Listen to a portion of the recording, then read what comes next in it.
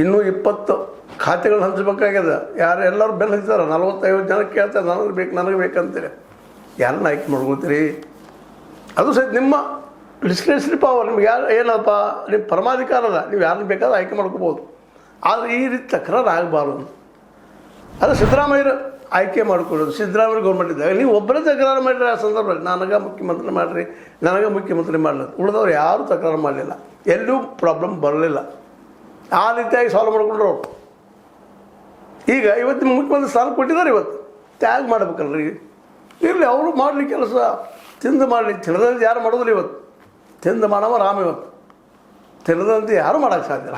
ಹಾಗಾಗಿಬಿಟ್ಟರೆ ನೀವೆಲ್ಲ ಕ್ಯಾಬಿನೆಟ್ ಇವತ್ತು ನಿಮ್ಮದೇ ಇರಲಿ, ಬಿ ಜೆ ಪಿಗಿರೋದಿರಲಿ, ಜೆ ಡಿ ಎಸ್ ಅವ್ರು ಇರಲಿ, ಯಾರಾದರೂ ಅಷ್ಟೇ.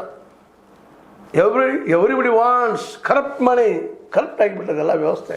ಅದಕ್ಕೆ ನೀವು ಏನು ಮಾಡ್ಲಿಕ್ಕೆ ಸಾಧ್ಯ ಇಲ್ಲ. ನಾವು ಅಂತೀವಿ ಹೊರಗಡೆ ಮಾತಾಡೋದು ಅಷ್ಟೇ. ನಮ್ಮ ಮೀಡಿಯಾ ಸಹಿತ ಕರೆಕ್ಟಾಗಿ ಹೋಗ್ಬಿಟ್ಟದೆ ಇವತ್ತು. ಸತ್ಯವನ್ನು ಹೇಳ್ತಾ ಇಲ್ಲ. ಇದು ಭಾಳ ಮನುಷ್ಯ ನೋವುವಂಥ ವಿಷಯ. ನೋಡಿರಿ, ವೆಸ್ಟ್ ಬೆಂಗಾಲ್ದಲ್ಲಿ ಯಾವ ರೀತಿಯಾಗಲ್ಲೇ ಈ TMC ತೃಣಮೂಲ ಕಾಂಗ್ರೆಸ್ನ ಸದಸ್ಯರನ್ನ ಕಾಡ್ತಾ ಇದ್ದಾರೆ. ಅಲ್ಲಿ ಬಿ ಜೆ ಪಿಗರು ಅಥವಾ ಅಲ್ಲಿ ಸರ್ಕಾರ, ಅಲ್ಲಿ ನಾಯಕರಿಗೆ ಯಾರಿಗೆ ದಾಳಿ ಮಾಡ್ತಾಯಿದ್ದಾರೆ, ಹೆಂಗೆ ಹೊಡಿತಾ ಇದ್ದಾರೆ, ಅದು ಬೇರೆ ವಿಷಯ. ಯಾಕಂತಂದ್ರೆ ಗೆದ್ದವ್ರು ಈ ರೀತಿ ಮಾಡೋದು ತಪ್ಪ. ಅದೇ ರೀತಿ ಇಲ್ಲೂ ಸಹಿತ DK ಶಿವಕುಮಾರ್ ಅವ್ರಿಗೆ ಒಂದು ಅವಕಾಶ ಸಿಕ್ಕದ. 2028ರಲ್ಲಿ ಕಾಂಗ್ರೆಸ್ನ ಆಯ್ಕೆ ಮಾಡ್ತಾರೆ ಬಿಡ್ತಾರೋ ಗೊತ್ತಿಲ್ಲ. ನಾನು ಆಗ್ತೀನಿ ಅಂತ ಹೇಳ್ತಾ ಇದ್ರೆ ಜನ. ಆದರೆ ನಿಮ್ಮನ್ನು ಆಯ್ಕೆ ಮಾಡ್ಬೇಕಾದ್ರೆ ನೀವೇನು ಕೆಲಸ ಮಾಡಿದ್ದೀರಿ? ಯಾಕಂದ್ರೆ ಎದುರಾಳಿ ಸಾಮಾನ್ಯ ಇಲ್ಲ. ಇದೆ ಜಸ್ಟ್ ಲೈಕ್ ಆಕ್ಟೋಪಸ್. ಮೈಯೆಲ್ಲ ಕೈ ಕಾಲೆಲ್ಲ ಇದ್ದಾವೆ. ನಿಮ್ಮನ್ನು ಬಿಡೋದೇ ಇಲ್ಲ. ಅವರು ಕಸ್ಕೊಳ್ತಾರೆ. ಅದಕ್ಕಾಗಿ ಈಗ ಮುಖ್ಯವಾಗಿ ಬೇಕಾಗಿದ್ದು BK ಹರಿಪ್ರಸಾದ್ ಅವ್ರ ಮುಂದೆ ನಮ್ಮ DK ಶಿವಕುಮಾರ್ ಮುಂದೆ ಚಾಲೆಂಜರು.